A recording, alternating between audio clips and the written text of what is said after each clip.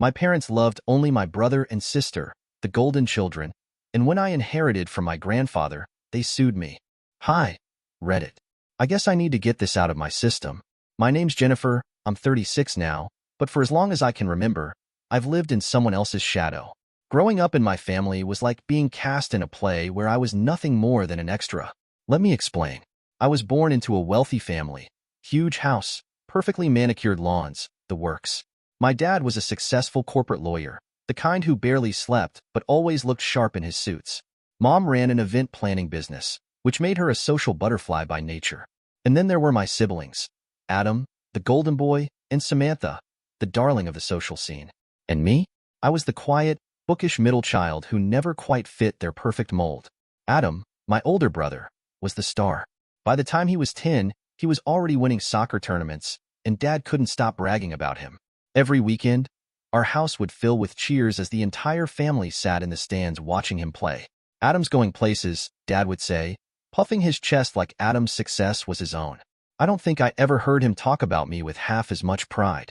Samantha, my younger sister, was the picture-perfect socialite. Even as a kid, she had this magnetic personality. She'd charm anyone who came near her, teachers, friends, neighbors. Mom adored her, always saying, "Samantha's got the kind of grace that opens doors." I remember once, at a family dinner, Mom made a toast to Samantha's natural charisma. I sat there, feeling like a placeholder while everyone laughed and clinked glasses. And then there was me. I wasn't particularly athletic like Adam or outgoing like Samantha. I was just there. I liked reading, writing, and occasionally drawing, but none of that ever seemed to matter in my family. When I got an A on a tough history exam, Dad would glance at it, mumble "good job," and go back to reading about Adam's latest soccer stats. Meanwhile, Samantha's B+ in something like art would have Mom planning a celebration. I think the most painful part of it all was how subtle it was. My parents didn't outright say, "Jennifer, you're not enough," but their actions screamed it. Family vacations revolved around Adam's games or Samantha's social activities. I remember one summer when I begged them to visit a local museum that had a special art exhibit. They promised we'd go, but somehow, it never happened. Instead, we spent the weekend at Samantha's friend's lake house, where I sat on the sidelines as everyone else mingled. As I got older, it became harder to ignore. One year, I had a science project that I'd worked on for weeks. It was a miniature ecosystem, complete with tiny plants and insects. I was so proud of it. The night before the school fair, I brought it to the dining room to show my parents. They barely glanced at it before switching the conversation to Adam's upcoming soccer tournament. "We'll definitely take a look later," Mom said, but they never did. Even my birthday parties felt like afterthoughts. When Adam turned 16, my parents rented a whole banquet hall and invited what felt like half the city. Samantha's 10th birthday had ponies, actual ponies, in our backyard. Mine? I remember my 13th vividly because they forgot to order a cake. I sat at the kitchen table eating leftover cupcakes while my mom scolded me for looking too dramatic. I thought maybe things would change when I hit high school, but they only got worse. Adam got a scholarship to a prestigious college, and the house became a shrine to his achievements. Samantha was crowned homecoming queen her freshman year, and Mom threw her a party that looked like it came straight out of a movie. Meanwhile, I spent my afternoons in the library, tutoring other kids in subjects I loved but barely got credit for. But the real breaking point came during my junior year of high school. I'd spent months working on a short story for a statewide writing competition. When I found out I'd won first place, I was over the moon. I ran home with my certificate, hoping, praying, that this would finally make them notice me. When I showed my mom, she smiled faintly and said, "That's nice, honey," before asking me to help Samantha pick out a dress for some party. Dad didn't even look up from his laptop. I remember going to my room and staring at the certificate, wondering why I even bothered. The thing is, my siblings weren't bad people. Adam was kind in his own way, though he was so busy with his sports and college life that we rarely talked. Samantha, for all her charm, wasn't cruel, but she was oblivious. She thrived on the attention and probably didn't even realize how much of it came at my expense. There was one particularly painful night when it all came crashing down. It was Adam's college graduation, and the whole family flew out to attend. I just graduated high school, but my achievement was barely mentioned. After the ceremony, we went to a fancy restaurant to celebrate. I sat at the end of the table, listening as they all toasted to Adam's bright future. Not one word was said about me. Later that night, back at the hotel, I overheard my parents talking in their room. "Adam's going to make us so proud," Dad said. And Samantha, with her personality, she'll marry well for sure. There was a pause before Mom replied, Jennifer, she'll figure something out.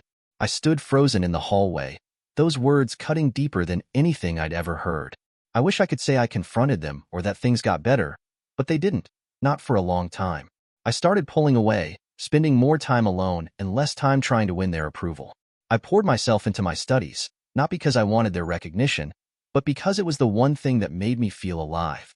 The summer after high school graduation was a whirlwind of emotions for me, though mostly ones I kept to myself. I'd done what no one in my family seemed to care about. I graduated as the top student in my class, valedictorian, full scholarship to a prestigious university. My teachers, my friends, even my guidance counselor couldn't stop gushing about how proud they were of me. But when it came to my family, it barely registered. I remember the day I got the official scholarship letter. It felt like winning the lottery. I ran home, clutching the envelope in my hands like it was a trophy. Adam was in the kitchen, scrolling through his phone while Samantha lounged on the couch, scrolling through Instagram. Hey, I got the scholarship, I said, my voice practically shaking with excitement. Adam looked up briefly. Cool, he said before going back to whatever had him glued to his screen. Samantha didn't even glance up. That's nice, she mumbled, her eyes fixed on her phone. Mom and Dad's reaction wasn't much better. Dad gave me a distracted "that's great, sweetie," while going through some work emails, and Mom nodded with a vague "I knew you'd do fine." Fine. That word cut through me like a knife. I didn't just do fine. I did better than anyone in my class. Better than anyone in our family ever had academically. But to them, it was just another ordinary day. Meanwhile, Adam was gearing up for his latest venture. He'd graduated college a year earlier, and since then, he'd been cycling through one failed startup after another. This time, he was pitching some kind of fitness app, though he had zero experience in tech or coding. It didn't matter, though, because Dad was bankrolling it. He called it an investment in Adam's future. Samantha wasn't doing much better. She dropped out of college after her freshman year, claiming it wasn't the right fit. Instead, she spent her days jetting off to luxury resorts with her friends or shopping for designer clothes. Whenever Mom asked her about her plans, Samantha would wave it off with a breezy, "I'm figuring it out," which was apparently a good enough answer for them. But what stung the most was the money. My parents had no problem funding Adam's failing businesses or Samantha's endless vacations. But when it came to me, nothing. I didn't even ask for much, just some help with books or a decent laptop for school. But every time I brought it up, I got the same response. You're on a full scholarship, Jennifer. You don't need anything else. One night, a few weeks before I was supposed to leave for college, we had a family dinner. I'd spent most of the day packing and organizing, excited to start this new chapter of my life. As we sat down, Adam launched into a long-winded explanation of his app idea. He talked about market research, branding strategies, and potential investors, though it was clear he had no idea what he was doing. Still, Dad nodded along like Adam was some kind of genius. Sounds promising, Dad said. How much do you need to get it off the ground? Adam shrugged. Maybe 25 grand? Dad didn't even blink. We'll make it happen. I nearly choked on my food. $25,000. For an idea that would probably crash and burn like all the others. Meanwhile, I was counting pennies to make sure I had enough for dorm essentials. Then Samantha chimed in. Oh, by the way, I was thinking of going to Bali with Madison next month. Can I use the Amex? Of course, sweetheart, Mom said without hesitation. I sat there, staring at my plate, willing myself not to cry. When they finally noticed me, it was only because I hadn't spoken all night. Something on your mind, Jen? Mom asked. I wanted to scream. I wanted to ask them why Adam's failures and Samantha's whims were worth thousands of dollars while my success meant nothing. But instead, I just shook my head. No, I'm fine. Fine. There was that word again. When I got to college, I finally felt like I could breathe. For the first time in my life, I was surrounded by people who saw me for who I was.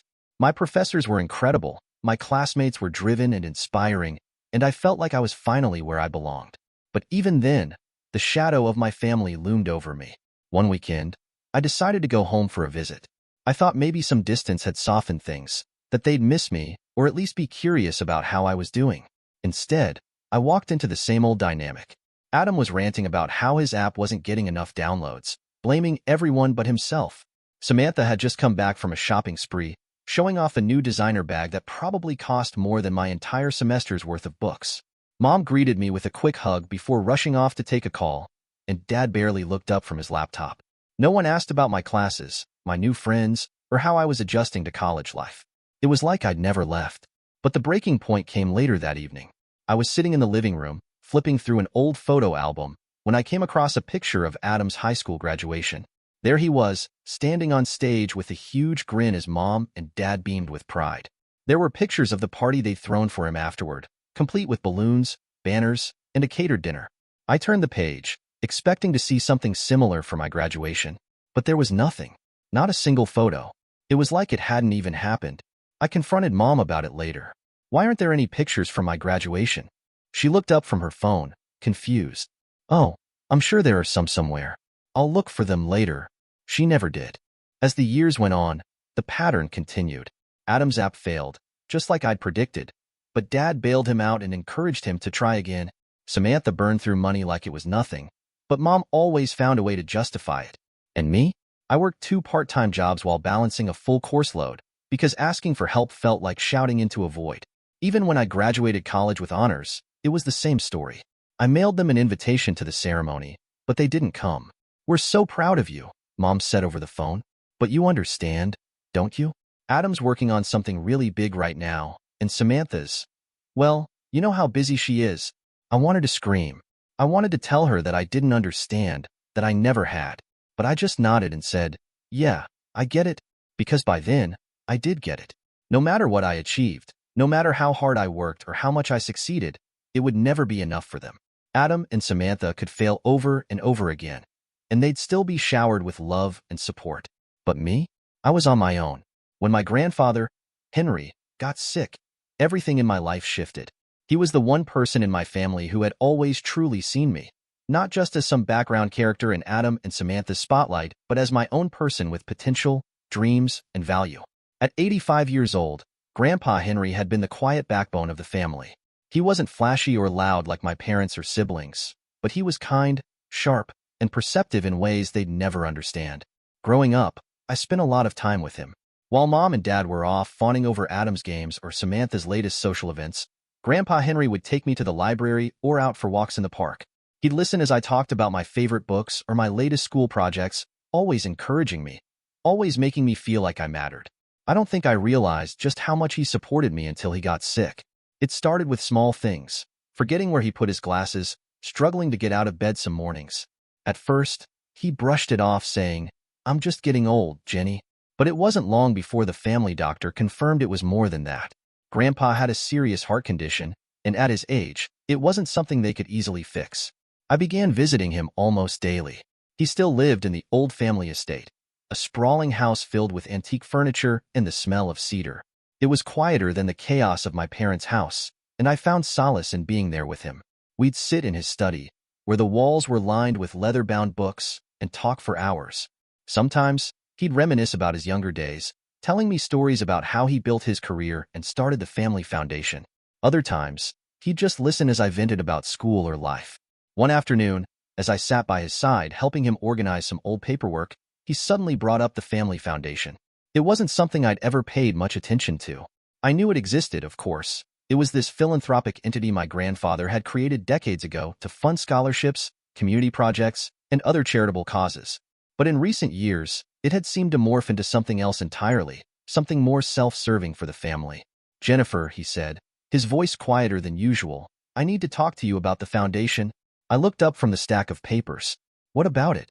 He sighed, rubbing his temples like the weight of the world was pressing down on him. "There are things I need to set right before I go. Things I need you to know." The conversation that followed left me reeling. Grandpa Henry explained that the foundation's funds had been severely mismanaged in recent years. While he had initially created it to give back to the community, my parents, Adam, and Samantha had turned it into their personal piggy bank. "Adam alone has burned through more than $2 million, Grandpa said, shaking his head. "Failed tech projects, bad investments, it's a disaster." My stomach dropped. $2 million? He nodded grimly. And Samantha isn't far behind. She spent close to $850,000 on designer clothes, jewelry, and these so-called business trips that are nothing more than glorified vacations. I sat there, stunned. I always knew my siblings were spoiled and reckless, but I had no idea it was this bad.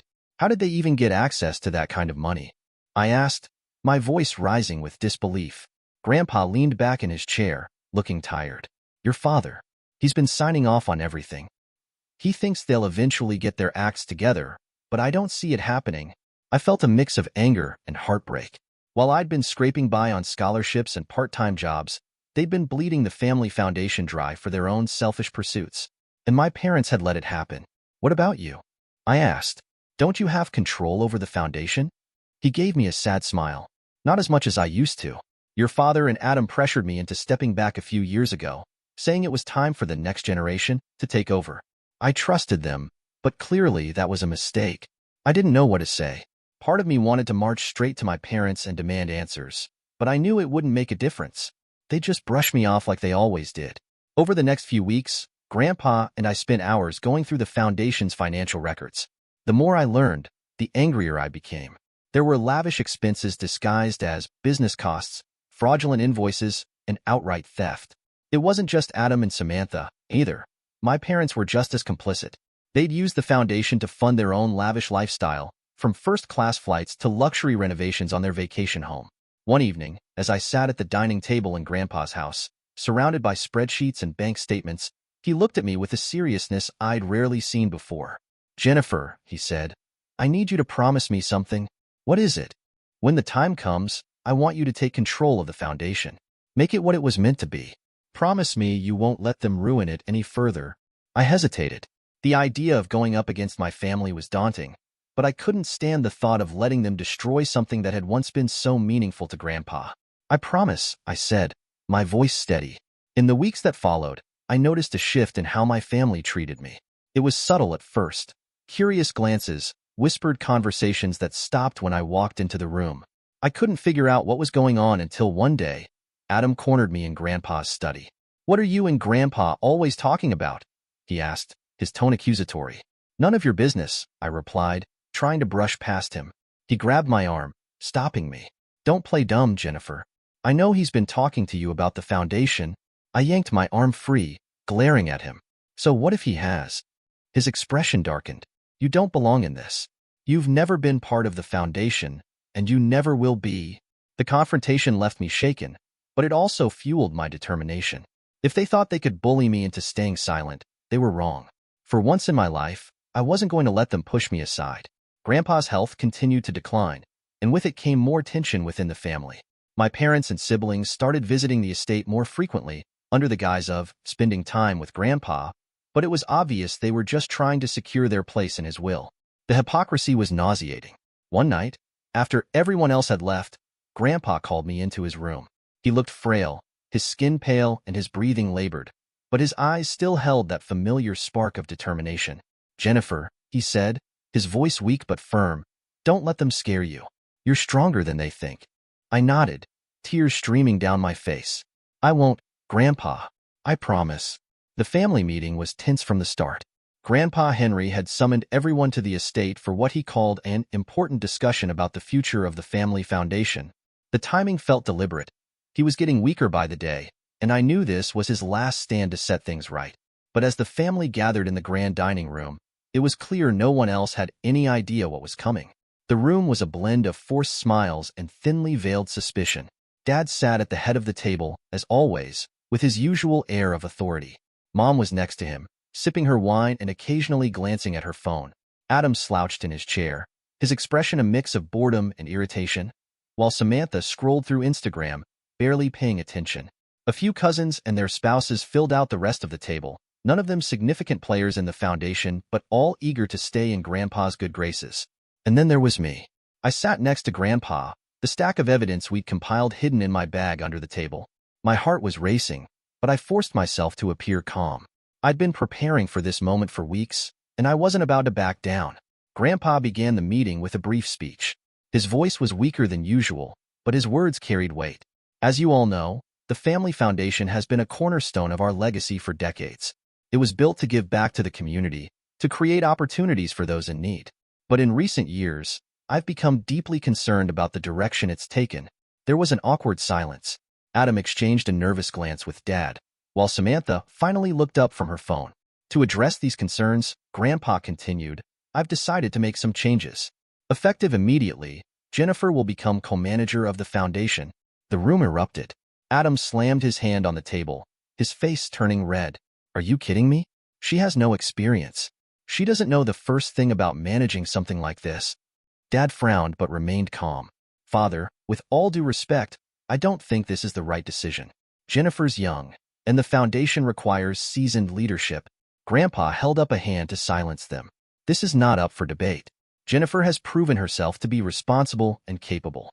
She understands the original mission of the foundation better than anyone else at this table.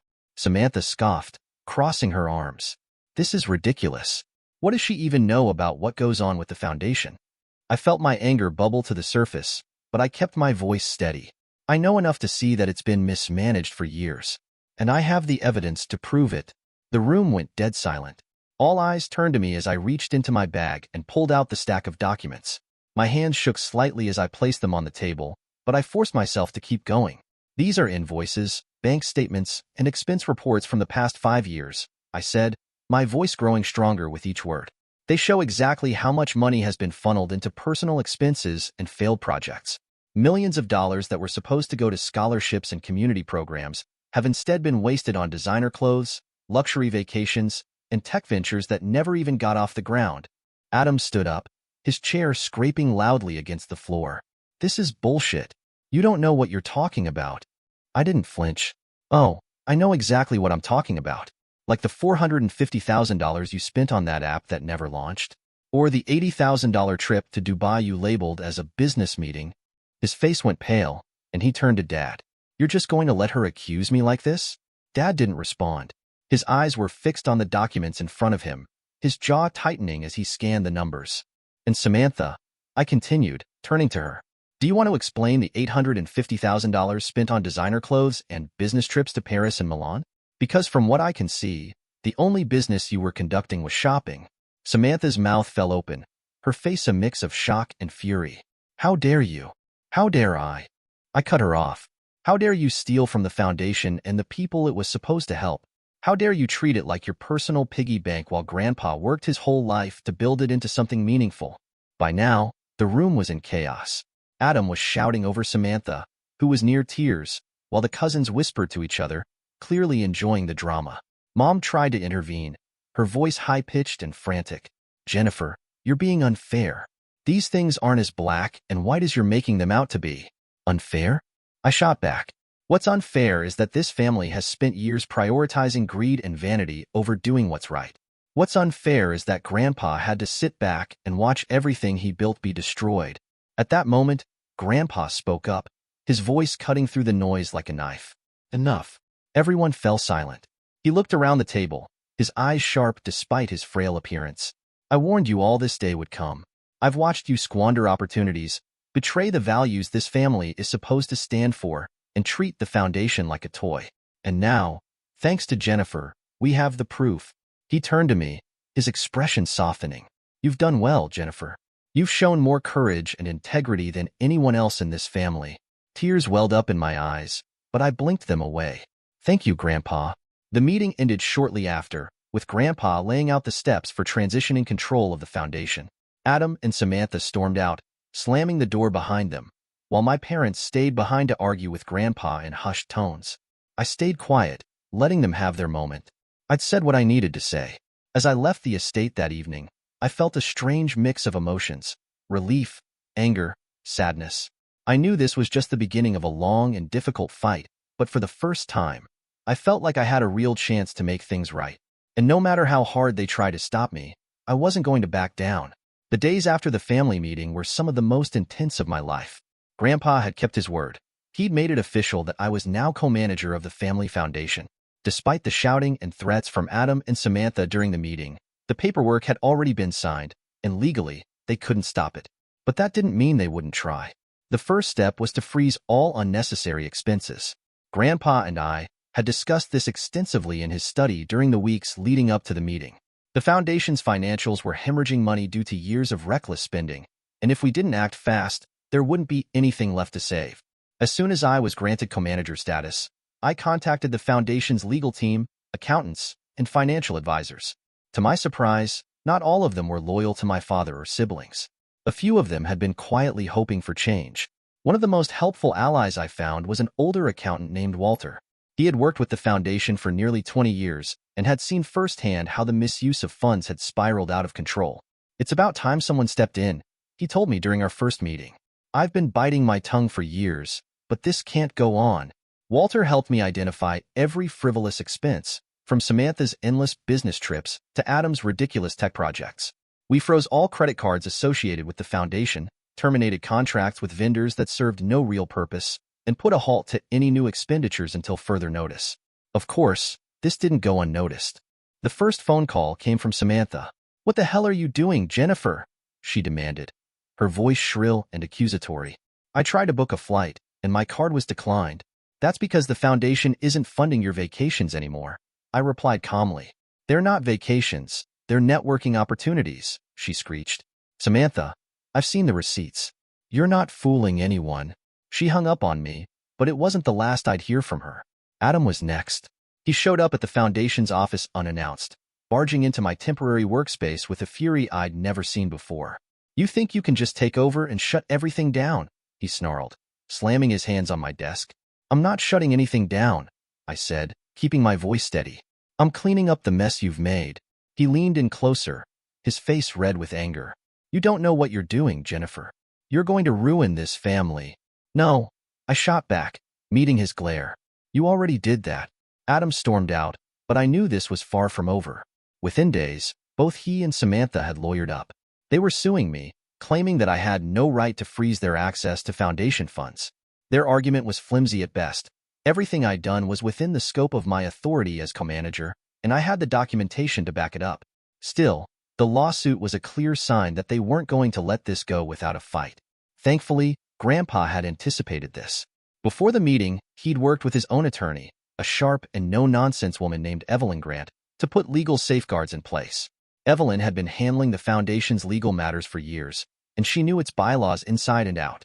She quickly dismantled Adam and Samantha's claims, filing counterarguments that left their legal team scrambling. The evidence was damning. I had pages upon pages of invoices, bank statements, and email correspondence that proved their misuse of funds. Walter and I had meticulously organized everything, and Evelyn presented it with ruthless efficiency. By the time the case went before a judge, Adam and Samantha's lawyers were practically begging for a settlement. But they didn't stop there. The lawsuits may have failed, but Adam and Samantha weren't about to give up. They started a smear campaign against me, spreading rumors within the family and even to some of the foundation's donors. I heard whispers that I was power-hungry, incompetent, and disrespecting the family legacy. It hurt, but I refused to let it shake me. I knew the truth, and I knew that what I was doing was necessary. What surprised me the most was how some of the donors reacted. While a few bought into Adam and Samantha's narrative, many reached out to me directly to express their support. "We've been worried about the foundation for a long time," one donor told me during a phone call. "It's clear you're trying to set things right." It wasn't just donors who took notice. Some of the foundation's staff, who had been disillusioned by years of mismanagement, began coming to me with their concerns and ideas. A young program coordinator named Lily was particularly passionate.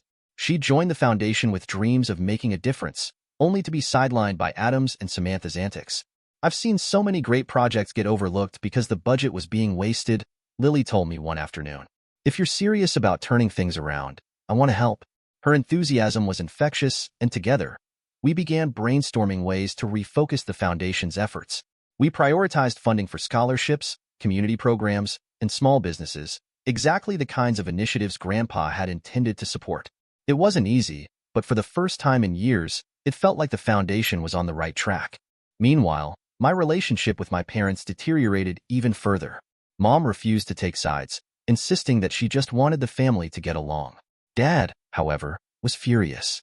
He accused me of undermining his authority and betraying the family. "You think you're better than us, don't you?" he said during one particularly heated argument. "You've always had a chip on your shoulder, Jennifer." "No," I replied, my voice trembling with anger. "I just want to fix what you've broken." Grandpa's health continued to decline during all of this, but he remained my strongest supporter.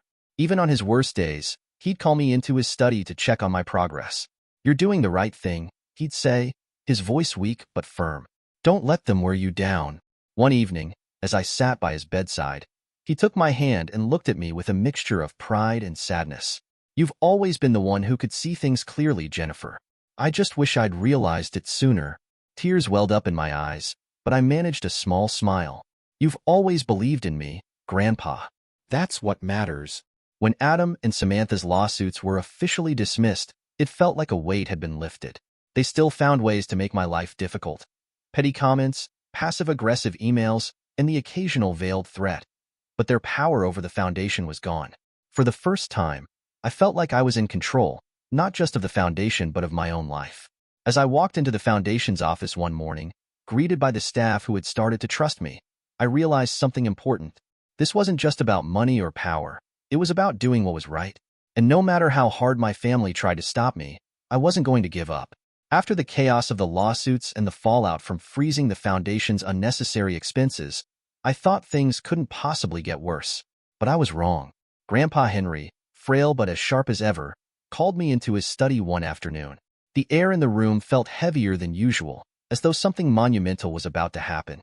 He was seated in his leather armchair, surrounded by the same books and papers that had always filled his space with an aura of quiet wisdom. Jennifer, he began, his voice softer than usual but steady. There's one more thing I need to do to ensure the family can't undo what you've started. I frowned, unsure of what he meant. What do you mean? He gestured to the papers spread out on the desk in front of him. My will. I've made changes. My heart skipped a beat. Changes? He nodded. I've rewritten it. Most of the estate, including this house, will go to you. For a moment, I couldn't process his words. The estate, the $12 million mansion that had been in our family for generations, was iconic. It wasn't just a house. It was a symbol of our family's history and wealth. And he was giving it to me? Grandpa, I don't know what to say, I stammered. You don't have to say anything, he replied, a faint smile crossing his lips. You've earned it. You've shown me that you're the only one who truly cares about preserving the family's legacy. The weight of his decision hit me like a tidal wave. I knew this wasn't going to sit well with the rest of the family. They already resented my new role in the foundation, and this would only deepen the divide. But Grandpa wasn't finished. I've spoken to Evelyn, he continued, referring to his no-nonsense attorney. She's ensured that everything is airtight. They won't be able to contest it. I wanted to believe him, but I knew my family. They wouldn't let this go without a fight. A week later, the news broke during a family dinner. Grandpa had called everyone together under the pretense of wanting to spend time with everyone. I could tell by the way he avoided eye contact with Dad and Adam that he was nervous, but he pressed on. As you all know, I've been reviewing my affairs, he began, his tone measured. Given my age and health, I've made some changes to my will. Adam leaned back in his chair, a smug smile on his face. Finally, I was wondering when we'd get to this. Samantha giggled, clearly assuming she'd be getting her usual slice of the pie. Mom and Dad exchanged knowing glances, as if they already believed they were the natural heirs. I've decided to leave most of the estate, including this house, to Jennifer. The room erupted. Adam nearly knocked over his chair as he jumped to his feet. What? Samantha's jaw dropped. You're joking, right? Mom clutched her pearls, staring at Grandpa like he'd just declared he was leaving the house to a stranger. Dad, however, remained silent, his face darkening with barely contained rage. I'm not joking, Grandpa said firmly. Jennifer has proven herself to be the most responsible and capable member of this family. She's the only one who understands what this legacy truly means. Adam scoffed. This is insane. She can't handle something like this. She doesn't even live here. I don't need to live here to take care of it. I shot back, my voice steady despite the storm brewing around me. And let's be honest, Adam. You're more interested in what the estate can do for you than what you can do for it. Samantha joined the fray, her voice shrill. This isn't fair. I've been here for every family event, every holiday. I've put in the time. You've put in the time shopping and partying, I retorted. Not exactly the same thing. The argument escalated quickly, with voices overlapping and tempers flaring. Grandpa eventually called for calm, but the damage was done. Adam and Samantha stormed out, slamming the dining room door behind them, while Mom and Dad stayed behind to confront Grandpa. You're making a mistake, Dad said, his tone icy. Jennifer doesn't have the experience to handle something like this. I have every confidence in her, Grandpa replied, his voice unwavering. Mom tried a softer approach. Dad, think about the family. This will tear us apart. It's already torn apart, Grandpa said sadly. I'm just trying to salvage what's left. What followed was a whirlwind of legal filings, court hearings, and public drama. True to form, Adam and Samantha didn't waste any time. They hired a high-powered attorney, a slick, fast-talking man named Peter Davis, to challenge the will. Their argument was as predictable as it was desperate. They claimed Grandpa had been coerced, that he wasn't of sound mind when he made the changes, and that I had manipulated him into cutting them out. Evelyn, of course, was ready. She presented medical records proving that Grandpa was mentally competent when he rewrote the will. She also brought in witnesses, including Walter and Lily, who testified to my dedication to the foundation and my close relationship with Grandpa. The mountain of evidence we'd compiled during my time at the foundation painted a clear picture. I was the only one who had truly earned Grandpa's trust. The trial was grueling. Adam and Samantha took the stand, delivering tearful testimonies about how much they'd sacrificed for the family and how betrayed they felt by Grandpa's decision. It was almost laughable, but I forced myself to stay composed. I knew the truth would prevail, and it did. The judge ruled in our favor, dismissing their claims as baseless. The will was upheld, and the estate was officially mine. The aftermath was ugly. Adam and Samantha refused to speak to me, and even Mom and Dad grew distant. I'd expected as much, but it still hurt. Grandpa, however, was at peace. In his final weeks, he seemed lighter, as though a burden had been lifted from his shoulders. "Thank you, Jennifer," he said one evening as I sat by his bedside. "You've given me hope." Tears streamed down my face as I squeezed his hand. "I just want to make you proud, Grandpa." "You already have," he whispered. When Grandpa passed away a few weeks later, I felt a profound sense of loss. But I also felt a renewed sense of purpose. The fight wasn't over, but I knew I had the strength to see it through. For Grandpa, for the foundation, for myself. After everything, the lawsuits, the battles over the estate, the courtroom drama, I finally felt like I could breathe again. The foundation was firmly under my control, and for the first time in years, I wasn't fighting an uphill battle. But the fight to rebuild its reputation, to restore it to its original purpose, was just beginning. I wasn't going to waste a single second. Grandpa Henry's vision deserved to be realized, and I was determined to make it happen. The first step was creating something tangible, something that could immediately make a difference in people's lives. Walter, the accountant who had been a quiet yet invaluable ally throughout the chaos, suggested launching a scholarship program. Education has always been one of the foundation's pillars, he reminded me during one of our planning sessions. It's time to make that a priority again. I love the idea. We decided to create a scholarship program targeting underprivileged students, kids who had the potential to succeed but lacked the resources to get there. We named it the Henry Barrett Scholarship Fund, in honor of Grandpa, and I knew he would have been proud of it. Lily, the program coordinator who had been so instrumental in helping me overhaul the foundation, took charge of organizing the scholarship's launch. She worked tirelessly, reaching out to schools, nonprofits, and community organizations to spread the word. It wasn't long before applications started pouring in, letters from kids with dreams of becoming doctors, engineers, artists, and teachers. Reading their stories was both heartbreaking and inspiring. These were the people the foundation was meant to help. But I didn't stop there. The scholarship program was just the beginning. Using the funds I'd reclaimed from years of misuse, I decided to create something bigger, a state-of-the-art development center. The idea came to me one evening as I was driving through one of the city's struggling neighborhoods. The buildings were old and crumbling, the streets littered with debris. I knew that if we wanted to make a real impact, we needed to invest in the communities that had been neglected for far too long. The development center would offer job training, mentorship programs, and resources for small businesses. It would also have a community space for events, workshops, and after-school programs. I envisioned it as a hub of opportunity, a place where people could come to build better futures for themselves and their families. Of course, none of this happened without resistance. Adam and Samantha, still fuming from their courtroom defeat, wasted no time trying to discredit me.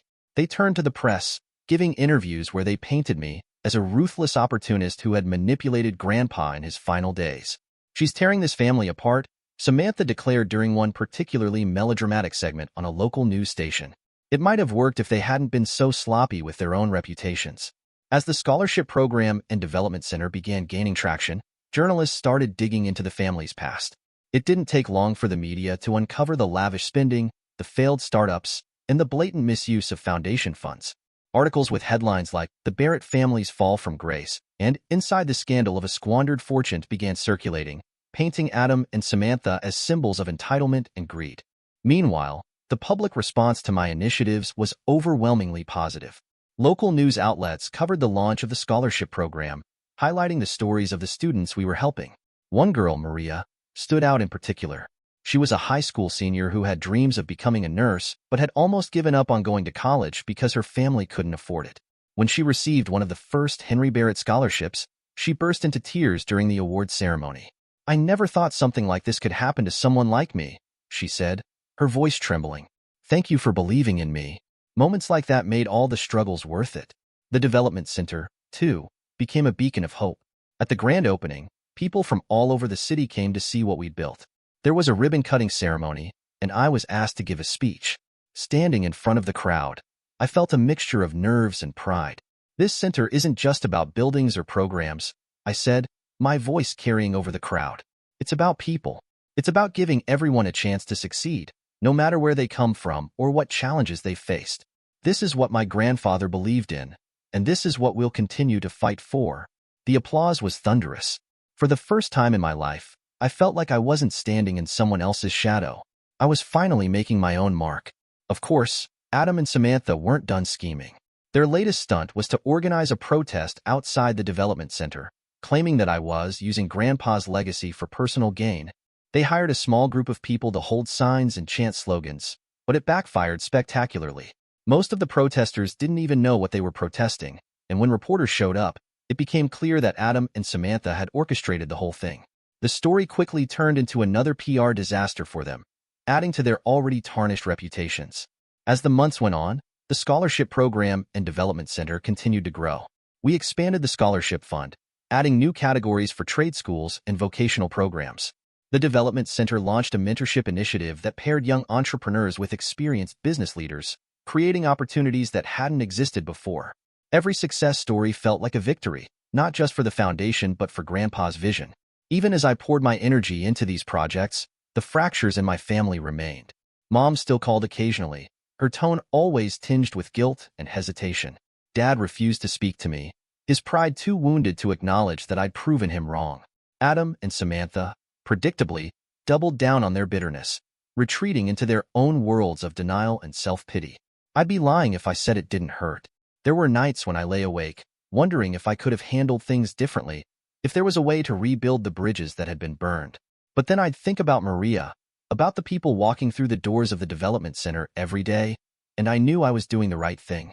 One evening, as I was leaving the development center, a man approached me. He was older, probably in his 60s, with weathered skin and kind eyes. "Excuse me," he said, his voice hesitant. "Are you Jennifer Barrett?" I nodded. "That's me." He smiled. "I just wanted to thank you. My grandson got one of your scholarships. He's the first in our family to go to college. You've changed his life." Tears pricked my eyes as I shook his hand. "Thank you for telling me. That means more than you know." As I drove home that night, I thought about Grandpa. I could almost hear his voice in my head, telling me how proud he was. For the first time in years, I felt a sense of peace. The foundation was on the right path, and I was finally where I was meant to be. When I first heard that my parents were divorcing, it didn't come as a shock. The cracks in their marriage had been visible for years, but things had escalated quickly after the fallout from Grandpa's will. They tried to keep up appearances at first, hosting family dinners that felt like awkward performances for an audience of none. But as their arguments grew louder and more frequent, the facade began to crumble. The tipping point came during what was supposed to be a routine family dinner. Mom had insisted on inviting me, even though I hadn't been to their house since the will reading. As I walked into the dining room, I immediately felt the tension in the air. Mom was fussing over the table, arranging plates and cutlery with a forced cheerfulness, while Dad sat at the head of the table, scrolling through his phone with a scowl. Adam and Samantha were already there, though they barely acknowledged me as I took my seat. The conversation started innocuously enough. Mom asked me how the foundation was doing, her tone polite but distant. I gave a brief update, emphasizing the scholarship program and the success of the development center. As I spoke, I noticed Dad's grip on his fork tightening, his knuckles turning white. "That's great, Jennifer," Mom said with a strained smile. "It sounds like you've really found your calling." "Her calling?" Dad snapped, finally looking up. "You mean the calling that tore this family apart?" The room fell silent. Adam shifted uncomfortably in his seat, while Samantha stared at her phone, pretending not to hear. Dad, I didn't tear anything apart, I said calmly. I just stopped the foundation from being drained dry. That foundation was meant for the family, he shot back. Not for your little charity projects. It was meant for the community, I corrected him. And if you'd paid any attention to what Grandpa wanted, you'd know that. Don't lecture me about what my father wanted. Dad roared, slamming his fist on the table. I worked my whole life to build this family, and you've done nothing but tear it down. Mom tried to intervene, placing a hand on his arm. Calm down, dear. This isn't the time. He jerked his arm away. Don't tell me to calm down, Margaret. You're the one who let this happen. Let this happen? Mom's voice rose, her carefully composed demeanor starting to crack. You're the one who mismanaged everything. You're the one who signed off on all those ridiculous expenses. Oh, so now it's my fault? Dad shot back, his face red with anger. What about you? You were more than happy to turn a blind eye when Samantha wanted another trip to Paris or Adam needed another loan. Don't drag me into this, Adam muttered. But neither of them paid him any attention. The argument escalated from there, turning into a full-blown shouting match. Decades of resentment spilled out into the open as Mom and Dad hurled accusations at each other, their voices echoing through the house. I sat frozen, unsure whether to intervene or leave. Adam and Samantha looked equally uncomfortable, but neither of them said a word. By the end of the night, it was clear that their marriage was beyond saving. A few weeks later, Mom called me to let me know they'd officially filed for divorce. Her voice was shaky, but there was a sense of relief beneath the sadness. It's for the best, she said. We've been pretending for too long. As my parents' marriage unraveled, so did Adam and Samantha's lives. The lawsuits and media scrutiny had already done significant damage to their reputations, but the real blow came when Dad finally cut them off financially. With the foundation no longer serving as their personal bank account and no inheritance to fall back on, they were forced to confront the harsh realities of their own choices. Adam was the first to hit rock bottom. His latest startup, a subscription service for luxury lifestyle experiences, had failed spectacularly, leaving him in debt to several investors. When I saw him next, he looked like a shadow of his former self. The expensive suits and cocky attitude were gone, replaced by worn-out jeans and a defeated expression. What are you doing these days? I asked cautiously, not wanting to provoke him. He sighed, running a hand through his unkempt hair. Working at a warehouse, he admitted. Pays minimum wage, but it's something. I was stunned. Adam, the golden boy who had always been the pride of the family, was now unloading boxes for a living. Part of me felt sorry for him, but another part of me couldn't ignore the irony. For years, he'd looked down on me, dismissing my achievements as insignificant. Now, the tables had turned. Samantha's fall from grace was just as dramatic. Without access to the family's money, she had been forced to sell most of her designer wardrobe to pay off mounting credit card debt. When I ran into her at the grocery store one afternoon, she was wearing a plain uniform and standing behind the cash register. Jennifer, she said, her voice laced with bitterness. What are you doing here? Buying groceries, I replied, holding up my basket. She scanned my items in silence, her face a mask of resentment. I wanted to say something, maybe offer her some kind of encouragement, but the words wouldn't come. She'd made her choices, and now she was living with the consequences. Despite everything, Mom and I managed to maintain a tenuous relationship. She moved into a small apartment after the divorce, downsizing from the lavish lifestyle she'd grown accustomed to. She started volunteering at a local shelter, saying it helped her feel useful again.